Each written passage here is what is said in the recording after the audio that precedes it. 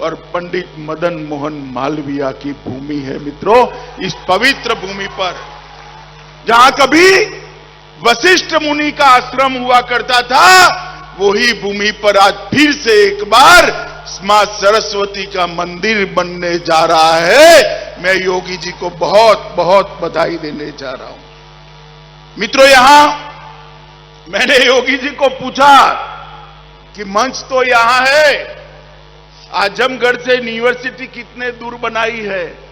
उन्होंने मुझे कहा, अमित भाई, इसी जगह पर यूनिवर्सिटी बनेगी और इसी जगह पर ये मंदिर बनने वाला है। मित्रों, ये शुरुआत है परिवर्तन की। जिस आजमगढ़ को देश विरोधी गतिविधियों का अड्डा बनाकर रखा था, उस आजमगढ़ से आज युवा शिक्षित होकर देश के विकास के काम में लगेंगे। ये बहुत बड़ी उपलब्धि है। मित्रों, मैं आज यहां आया हूं।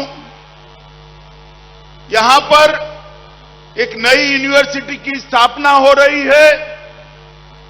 मैं योगी आदित्यनाथ जी को एक सुझाव देना चाहता हूं कि ही उत्तर प्रदेश की भूमि पर परदेशी आक्रांताओं को खदेड़ने का काम महाराज सुहेलदेव जी ने किया था। अगर ये यूनिवर्सिटी का नाम हम उनके नाम पर रखते हैं तो ये लोगों के लिए बहुत बड़ा संदेश। मुझे विश्वास है मित्रों, योगी जी उस जमाने में आतंकवाद के खिलाफ मजबूती से लड़कर इस देश की भूमि को परकीय आक्रांताओं से बचाने का काम करने वाले महाराज सुहेलदेव जी के नाम से ये यूनिवर्सिटी करेगी। मित्रों, हमने कहा था 2017 में जब हमारा घोषणा पत्र बनाया, हमने कहा था कि 10 नए विश्वविद्यालय बनाएंगे। और आज मैं जब यहां आया हूं, तब 10 विद्यालय बनाने का काम आज पूरा हो गया है। शाकंभरी विश्वविद्यालय सहारनपुर, राजा महेंद्र प्रताप सिंह अलीगढ़, राजकीय विश्वविद्यालय आजमगढ़, अटल बिहारी वाजपेयी चिकित्सा विद्यालय लखनऊ, विधि विश्वविद्यालय प्रयागराज, खेल विश्वविद्यालय मेरठ, यूनाइटेड विश्वविद्यालय प्रयागराज, गोरखनाथ विश्वविद्यालय गोरखपुर, एफएसएल यूनिवर्सिटी और पुलिस एवं फोरेंसिक साइंस यूनिवर्सिटी। मित्रों, 40 मेडिकल कॉलेज बनाने का हमने वादा किया था। उस वक्त 10 मेडिकल कॉलेज 70 साल में बने थे। अब मोदी जी आजादी का अमृत महोत्सव मना रहे हैं। आज मैं आपको बताने आया हूं, 40 मेडिकल कॉलेज बनाने का वादा भी हम पूरा कर गए। कई सारे कॉलेजेस खोले गए, कई सारे नए नए शिक्षा संस्थान खोले गए। उच्च शिक्षा के लिए डिजिटल लाइब्रेरी की स्थापना की, जिसमें 75,000 से अधिक ई कंटेंट उपलब्ध है। पाठ्यक्रम नए बनाए जा रहे हैं और मोदी जी जो नई शिक्षा नीति लेकर आए हैं, उसको अमली जामा पहनाने का काम भाई धर्मेंद्र प्रधान का है। मगर मुझे आनंद है कि योगी जी नई शिक्षा नीति को मोदी जी के स्पिरिट के हिसाब से उत्तर प्रदेश में भूमि पर उतारने का काम कर रहे हैं।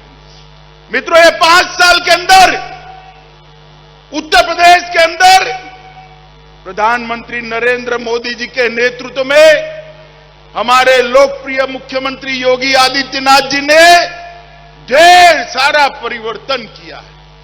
यहां पर पहले जातिवाद, परिवारवाद और तुष्टीकरण का राज चलता था, सबको न्याय नहीं मिलता था। आज योगी जी ने यहां पर जातिवाद, परिवारवाद और तुष्टीकरण पर पूर्ण विराम करने का काम कर दिया। और 5 साल के अंदर उत्तर प्रदेश के अंदर एक बहुत बड़ा परिवर्तन आया है। मेरी बात आप जरूर ध्यान से सुनिएगा मित्रों। 2017 के पूर्व उत्तर प्रदेश देश की 6ठी अर्थव्यवस्था थी। कौन सी अर्थव्यवस्था थी? जोर से बोलो, कौन सी? आज देश की दूसरी सबसे बड़ी अर्थव्यवस्था हमारा उत्तर प्रदेश बना है। प्रदेश का जीडीपी 10,90,000 करोड़ था, आज 21,31,000 करोड़ करने का काम। बेरोजगारी का दर 70.5% था, कम करते करते करते 4.1% पर रहा है। मेडिकल कॉलेज 10 थे, आज 40 है। मेडिकल कॉलेज सीटें 1200 थी, आज 3800 है। मित्रों, ढेर सारा किसानों का अनाज, धान खरीदने का काम भारतीय जनता पार्टी की योगी सरकार ने किया है। इसके कारण धान और अनाज के उत्पादन में भी बहुत बड़ी बढ़ोतरी हुई है। पहले उत्तर प्रदेश में 4 हवाई अड्डे थे, अब 8 है। आधे अधूरे 2 एक्सप्रेसवे थे, 5 नए बन चुके हैं। और मित्रों, सबसे बड़ा काम अगर भाजपा के शासन में हुआ है तो उत्तर प्रदेश को माफिया राज से मुक्ति दिलाने का काम योगी आदित्यनाथ ने। आजमगढ़ इसका उदाहरण है। कैराना से लोग पलायन कर रहे थे, बच्चियों की उच्च शिक्षा नहीं हो पाती थी। आज मैं गर्व के साथ पूरे देश भर के अंदर कहता हूं कि माफिया उत्तर प्रदेश छोड़कर चले गए हैं। यहां माफिया का राज नहीं है, कानून का राज। हजारों एकड़ सरकारी भूमि माफिया हजम कर बैठ गए थे। योगी जी ने कठोरता के साथ इसको खाली कराकर वो भूमि को विकास के काम में लगाने का काम किया है। मित्रों, गरीब कल्याण के लिए ढेर सारी सुविधाएं मोदी जी ने जो भेजी, योगी जी ने इसको जमीन पर उतारा है।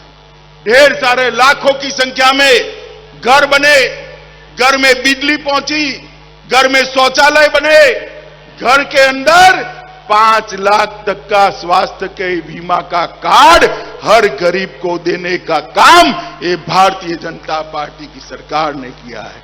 और साथ ही साथ अब हर घर में शुद्ध पीने का पानी भी पहुंचाने का काम हो रहा है। मित्रों, और बहुत बड़ा डिफेंस कॉरिडोर उत्तर प्रदेश को मोदी जी ने दिया है। कल ही रक्षा मंत्री और योगी जी ने मीटिंग कर बहुत बड़े डिफेंस के कारखाने यहां आए, इसके लिए एक भूमि तैयार करने का काम। मित्रों, मोदी जी ने एक जैम लाया है जिससे भ्रष्टाचार विहीन खरीदी हो सके। उसका आधार क्या है? जे का मतलब है जन धन बैंक अकाउंट, ए का मतलब है आधार कार्ड और एम का मतलब है हर आदमी को मोबाइल। अब जब मैं कहीं बोला ऐसा गुजरात में, तो एक समाजवादी पार्टी के नेता बोले हम भी जैम लाए हैं। मुझे थोड़ा आश्चर्य लगा। मैंने एक पत्रकार को पूछा कि भाई ये कौन सा जैम लाए, जरा जांच करो तो। उसने कहा आपको मालूम नहीं है? मैंने बोला नहीं, मुझे नहीं मालूम है। उन्होंने कहा उनके जैम का मतलब है जे से जिन्ना, ए से आजम खान और एम से मुख्तार। अब भाई आप मुझे बताओ, आपको भाजपा का जैम चाहिए या समाजवादी पार्टी का चाहिए? ये लोग उत्तर प्रदेश का भला नहीं कर सकते। जात पात में बांटना, दंगे कराना, तुष्टीकरण करना और वोट बैंक की राजनीति को आगे बढ़ाना, जैसे ही चुनाव आया है, अखिलेश जी को जिन्ना बहुत महान दिखने लगे हैं। मैं इतनी बड़ी भीड़ में, बहुत सारे माइनॉरिटी के भाई बहन बैठे हैं, कोई आदमी ऐसा है जिसको जिन्ना में महान व्यक्ति की नजर आती है? कोई है? अब अखिलेश जी को लगता है भाई, क्योंकि चुनावी मौसम आया है। मगर मैं अखिलेश जी आपको एक बात कहता हूं, मैं योगी सरकार को एक सर्टिफिकेट देकर जाना चाहता हूं। उन्होंने पूर्वांचल को मच्छर और माफिया दोनों से मुक्त कर दिया है। यहां आप सफाई भी नहीं कर सकते थे, सफाई नहीं करते थे, मच्छरों का शासन था। गोरखपुर पूरा पूर्वांचल दिमागी बुखार से, दिमाग के बुखार से बच्चे मारे जाते।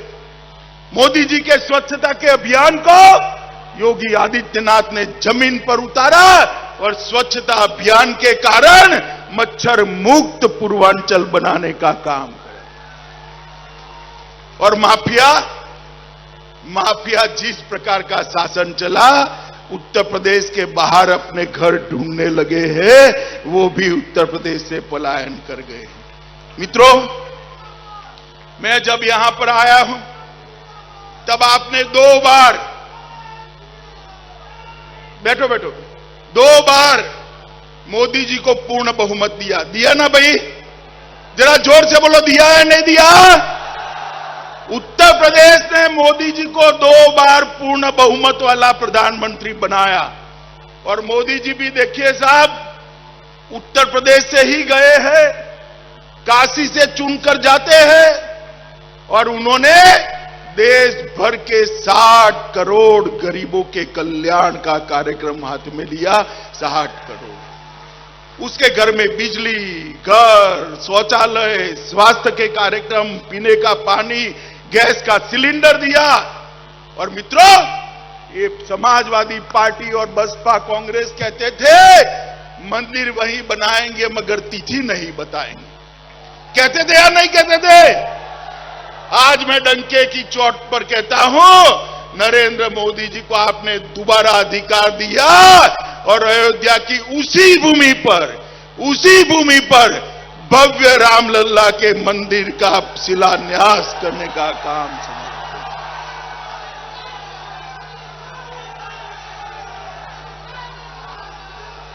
और देखते वहां पर एक भव्य राम मंदिर बनेगा जिसकी ध्वजा आसमान के साथ बात कर, ऐसा राम मंदिर बनेगा। दुनिया भर के करोड़ों भारतीयों के मन में हमारे आराध्य श्री राम का भव्य मंदिर बने, ये अपेक्षा थी।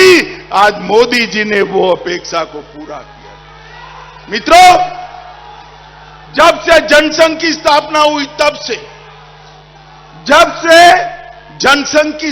हुई तब से हर घोषणा पत्र में भारतीय जनता पार्टी का एक वादा होता था, हम धारा 370 को हटाकर कश्मीर को भारत का अंग बनाने। ये हमें ताने लगाते थे, कब हटाओगे, कैसे हटाओगे, ये हो जाएगा, वो हो जाएगा। भाई, जब मन मजबूत होता है, इरादे पक्के होते हैं, तब सब कुछ हो जाता है। आपने दोबारा बहुमत दिया। 5 अगस्त 2019 को मोदी जी ने धारा 370 को समाप्त और हमेशा के लिए कश्मीर को भारत माता का अभिन्न अंग बनाने का काम नरेंद्र मोदी जी ने किया। मित्रों, मोदी जी आजादी के अमृत महोत्सव में भारत को विश्व की एक बड़ी ताकत बनाना चाहते हैं। और वो चाहते हैं कि हमारे 130 करोड़ की आबादी वाले देश को दुनिया में उसका उचित मान मिले, उचित सम्मान मिले, जो हम सबकी भी इच्छा है। और आपका आशीर्वाद मोदी जी को हौसला दिलाता है। आपका आशीर्वाद मोदी जी को आगे बढ़ने का इरादा पक्का। अब यूपी में चुनाव आने वाला है मित्रों। मुझे बताइए, आजमगढ़ वालों से मेरा तीनों चुनाव में एक फरियाद रहा है, भारतीय जनता पार्टी को विधानसभा की सीटें यहां से नहीं मिलती। इस बार आजमगढ़ वालों को मैं कहने आया हूं, भैया बहुत हो गया, भाजपा के अलावे किसी का खाता न खुले ऐसी व्यवस्था कर दीजिए। मुझे बताइए करेंगे क्या? सुनाई नहीं पड़ता है, जोर से बोलिए, करेंगे क्या? आजमगढ़ की एक एक सीट इस बार नरेंद्र मोदी जी की झोली में चाहिए, योगी आदित्यनाथ को मुख्यमंत्री बनाने के लिए देनी चाहिए। मित्रों, आज मैं यहां आया हूं तब आप सभी को फिर से एक बार बहुत बहुत बधाई देता हूं कि आज यहां पर सरस्वती का एक मंदिर बनने जा रहा है, जो आजमगढ़ की छवि को, आजमगढ़ की पहचान को न केवल भारत, पूरे विश्व के अंदर बदल होने लगा है। इसमें मुझसे बहुत ज्यादा भागीदारी आप सबकी है, जो यहाँ पे उपस्थित पदाधिकारी हैं, जो मंच पर नेतागण हैं, जिन्होंने, जैसे मैंने कहा, हमारा झंडा 20 सालों से उठाकर रखा, उस समय उठाकर रखा जब हम सबसे दुर्बल थे। देखिए, आज पंडित नेहरू जी का जन्म दिवस है। आप सबको शायद मालूम होगा कि उन्होंने अपनी किताब भारत एक खोज में भारत माता के बारे में लिखा था। उन्होंने कहा था कि ये जो नारा है, भारत माता की जय, इसमें क्या क्या है? इस नारे में किसान की जय है, मजदूर की जय है, दुकानदार की जय है, महिला की जय है, श्रमिक की जय है, सैनिक की जय है। इसमें इस देश के एक एक वासी की जय है। इसी नारे को लेकर गांधी जी, नेहरू जी, सरदार पटेल जी और तमाम स्वतंत्रता सेनानियों ने हमारे देश को आज़ादी दिलवाई। जिन्होंने खून, पसीना, मेहनत की, जिनकी वजह से हमें आज़ादी मिली, जिनकी शहादत से मिली, जिन्होंने अपने जीवन के साल, कई साल जेल में गुजारे, उन सब की मेहनत की कमाई से हमें आज़ादी मिली। इसीलिए नेहरू जी, गांधी जी, इंदिरा गांधी जी, पटेल जी, अंबेडकर जी, तमाम जितने भी स्वतंत्रता सेनानी थे, वे आज़ादी का मतलब समझते थे, आज़ादी का आदर करते थे। उन्हें अच्छी तरह मालूम था कि इस आज़ादी को हासिल करने के लिए कितनी मेहनत करनी पड़ी। आज़ादी का मतलब ये है कि इस देश में हर जने का अधिकार है, इंसानियत के तौर पर अधिकार है, नैतिक तौर पर अधिकार है, संवैधानिक तौर पर अधिकार है, आर्थिक तौर पर अधिकार है। मैं जब यूपी आई 2 साल पहले, तो आस्ते आस्ते मुझे समझ में आने लगा कि ये जो समझ है आज़ादी की, ये भाजपा के नेतृत्व में नहीं है। मैं उम्भा गई, अध्यक्ष जी ने सोनभद्र की बात की, वहां पे नरसंहार हुआ था, किसान को मारा गया था, वहां भी आदिवासी थे, पुलिस ने घेरा, जमीन की माफिया ने घेरा, मारा पीटा, 13 लोगों की हत्या हुई। उस समय भाजपा की सरकार ने यह नहीं समझा कि उनके क्या अधिकार थे। उसके बाद कई ऐसे हादसे हुए।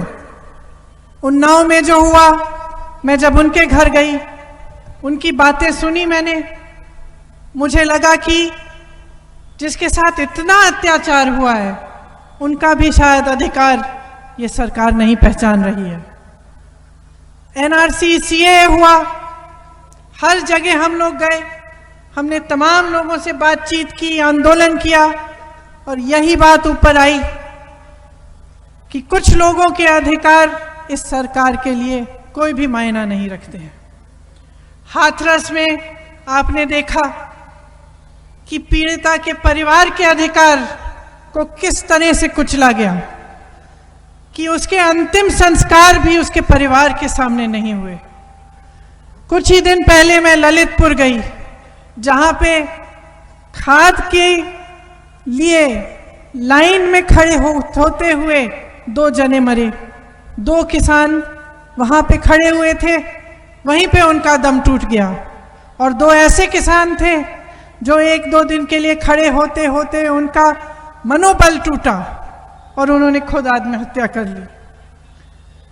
मैं अरुण वाल्मीकि के यहाँ गए, आगरा के हमारे साथी यहाँ हैं, मैं अरुण वाल्मीकि के घर गई, जहाँ से 18 से 20 उनके परिवार के सदस्यों को उठाकर पुलिस ले गई। पुलिस थाने में 3 दिनों के लिए इस तरह से पीटा कि उसका मैं आपके सामने मैं बता भी नहीं सकती किन लफ्जों में उन्होंने मुझे बताया।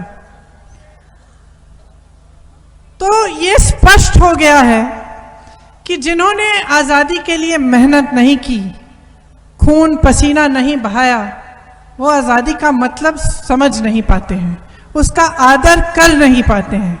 देखिए, हर घर में भी यही होता है। घर में जो मेहनत करता है, कमाता है, जो घर की नींव डालता है, उस घर को बनाता है, वो एक अलग तरह से आदर करता है उस घर का। उसके आने वाली जो पीढ़ी होती है, जिसको मुफ्त में वो घर मिल जाता है, जिसने उतनी मेहनत नहीं की, जिसने खून पसीना नहीं बहाया, वो कभी कभी कम आदर करता है उसी घर का। उसी तरह से आज ये बहुत स्पष्ट हो गया है कि आजादी का आदर भाजपा का नेतृत्व नहीं करती। वे समझते हैं कि आजादी को अपने लिए समेट सकते हैं। किनके लिए? जिनके पास सत्ता है और उनके बड़े बड़े जो खरबपति मित्र हैं, जिनको वो इस पूरे देश की मेहनत को वे बेचना चाहते हैं उन्हें, और उनको सौंपना चाहते हैं। जिस भावना से ये देश बना, वो भावना कांग्रेस का एक एक पदाधिकारी, कांग्रेस का एक एक कार्यकर्ता ही समझ सकता है। बाबा साहेब अंबेडकर जी ने संविधान को इसी भावना से बनाया कि हम निर्माण करना चाहते हैं, हम कुछ बनाना चाहते हैं। समानता, अधिकार, वोट की ताकत बाबा साहेब अंबेडकर जी के संविधान ने हम सबको दी, और उसी संविधान के लिए गांधी जी, नेहरू जी और सारे स्वतंत्रता सेनानी, पटेल साहब सब लड़े। सरदार पटेल जी ने देश को एकजुट किया। पंडित नेहरू जी ने देश को बड़े बड़े उद्योग दिए, बांध दिए, अस्पताल दिए, विश्वविद्यालय दिए, आईआईटी, आईआईएम, परमाणु ऊर्जा, ये सब पंडित नेहरू जी के शासनकाल में देश को मिला।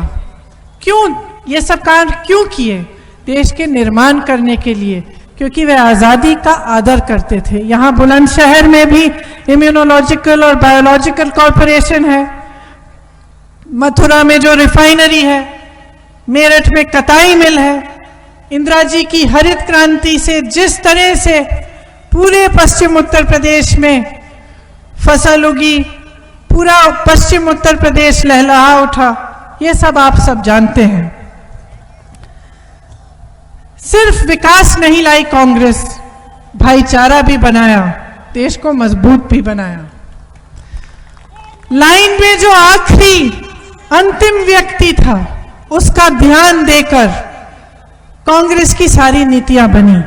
मनरेगा, सूचना का अधिकार, भोजन का अधिकार, ये सब किस लिए बनाई गई? ये सब जो सबसे कमजोर व्यक्ति था, उसके बारे में सोचकर बनाई गई। यही कांग्रेस है। कांग्रेस का एक बहुत पुराना नारा है, करो या मरो। इस नारे में कायरता की कोई जगह नहीं है, स्वार्थ की कोई जगह नहीं है। अपनी निजी महत्वाकांक्षा से बड़ी देश के लिए महत्वाकांक्षा है। इस नारे में धैर्य है, त्याग है, तपस्या की भावना है।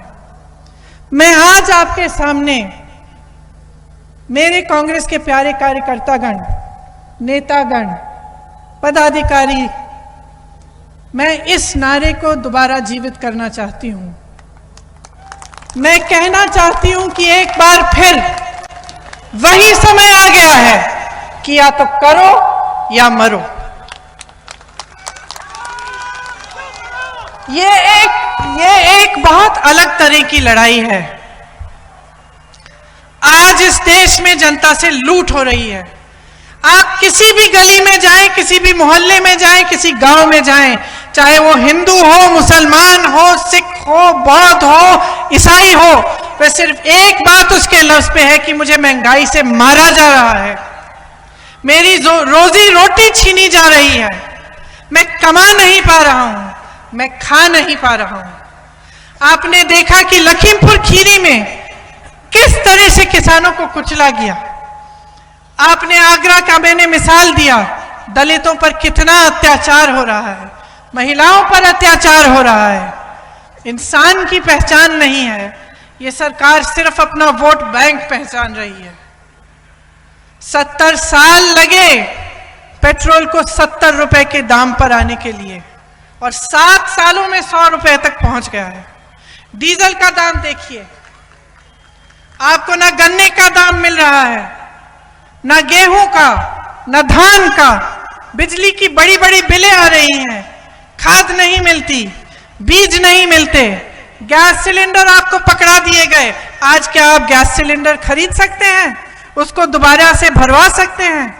छोटे छोटे जितने भी व्यापारी हैं, दुकानदार हैं, जीएसटी की वजह से उनको कितना नुकसान हुआ है, कोरोना की वजह से कितना नुकसान हुआ है। ये एक बहुत बड़ी लड़ाई है। ये सिर्फ कांग्रेस पार्टी की लड़ाई नहीं है, ये देश की लड़ाई है। और मैं आपको कहना चाह रही हूं कि इस प्रदेश में ना सपा लड़ रही है और ना बसपा लड़ रही है, सिर्फ कांग्रेस ही ये लड़ाई लड़ सकती है। जब जब संकट हुआ है पिछले 2 सालों में, तो आप सब सड़क पे निकले हैं, आपने मुद्दे उठाए हैं, आपने आंदोलन किया है। कोरोना हुआ, आप सड़क पे आए, आपने राहत पहुंचाई लोगों को, आपने मदद की, दवा की किट बांटे। जब जब आपने देखा कि जनता के सामने एक समस्या है, आप पीछे नहीं हटे। सपा के लोग कहां थे? बसपा के लोग कहां थे? उनके नेता कहां थे? क्या उन्नाव के लिए लड़े? क्या हाथरस के लिए लड़े? क्या लखीमपुर खीरी पहुंचे? लेकिन आप सब पहुंचे, आपने आवाज उठाई। और इसी तरह से अगर आप लड़ते रहेंगे तो निश्चित है कि हम जीतेंगे। लोगों की आदत बन गई है कि कहते हैं हाँ कांग्रेस प्रचार तो कर सकती है, सड़क पर आ जाएगी, लेकिन संगठन नहीं है कांग्रेस का।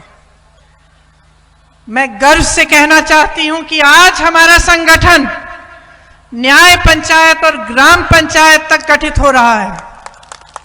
मैं गर्व से कहना चाहती हूं कि 50,000 से ऊपर पदाधिकारी प्रशिक्षण कर चुके हैं और 1-1.5 महीने में हम 2 लाख पदाधिकारियों का प्रशिक्षण करेंगे। और मैं सबसे ज्यादा गर्व से कहना चाहती हूं कि कांग्रेस के 18,700 से ज्यादा कार्यकर्ता और पदाधिकारी पिछले 1.5 साल में जेल जा चुके हैं और 3 दिन से 3 महीनों के लिए जेल में रहे हैं। हमारे अपने अध्यक्ष 28 दिनों के लिए कोरोना काल में जेल गए। मैं पूछना चाहती हूं कि सपा और बसपा के कितने पदाधिकारी, कितने कार्यकर्ता इन 1.5 सालों में जेल गए हैं? मैं पूछना चाहती हूं कि भाजपा की सरकार, उनके नेता सपा और बसपा पर आक्रमण क्यों नहीं करते? हमारी आस्था पर आक्रमण करते हैं, हमारी देशभक्ति पर आक्रमण करते हैं, हमारे नेताओं पर तरह तरह आक्रमण करते हैं, सपा पर क्यों नहीं करते, बसपा पर क्यों नहीं करते? मैं पूछना चाहती हूं, क्योंकि लड़ नहीं रहे हैं। वो जानते हैं कि असली लड़ाई सिर्फ और सिर्फ कांग्रेस उत्तर प्रदेश में लड़ रही है।